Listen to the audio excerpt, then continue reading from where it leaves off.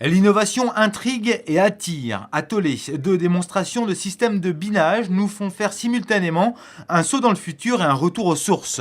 La réglementation sur les produits phytosanitaires donne une seconde jeunesse à ce type de matériel créé il y a 50 ans. En fait, c'est un matériel qui existe depuis déjà très longtemps, s'est trouvé démodé à cause des produits chimiques et qui redevient à la mode par rapport à la limitation d'usage des produits phyto. Voilà.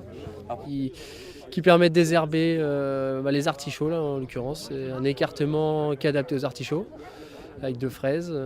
Cette machine-là, elle a l'intérêt qu'on puisse passer avec des herbes bien développées. On peut passer dans le terrain dur et on peut passer également quand il y a des pierres. Voilà, ça passe un peu mieux.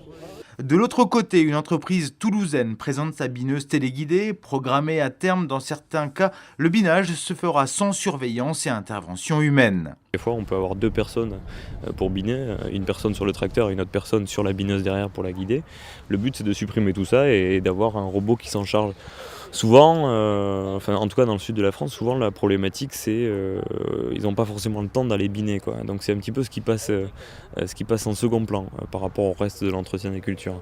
Du coup voilà, ça permettrait de remplacer ça et de libérer du temps pour les producteurs. Hubert Boulge, producteur à Tollet, est en charge de la veille innovation au sein de la Chambre d'agriculture du Finistère. Il écume les salons internationaux à la recherche des technologies d'avenir en agriculture, une filière dynamique en termes de recherche et développement. Le secteur agricole est le deuxième secteur dans la robotique après l'armement. Donc c'est qu'il y a une place pour la haute technologie.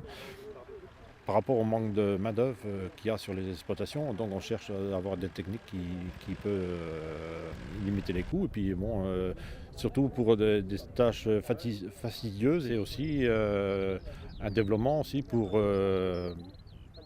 d'autres outils qui ne sont peut-être pas encore là, mais qui seront là demain. Échanger, partager, ces séances de démonstration permettent aussi de préparer l'agriculture de demain.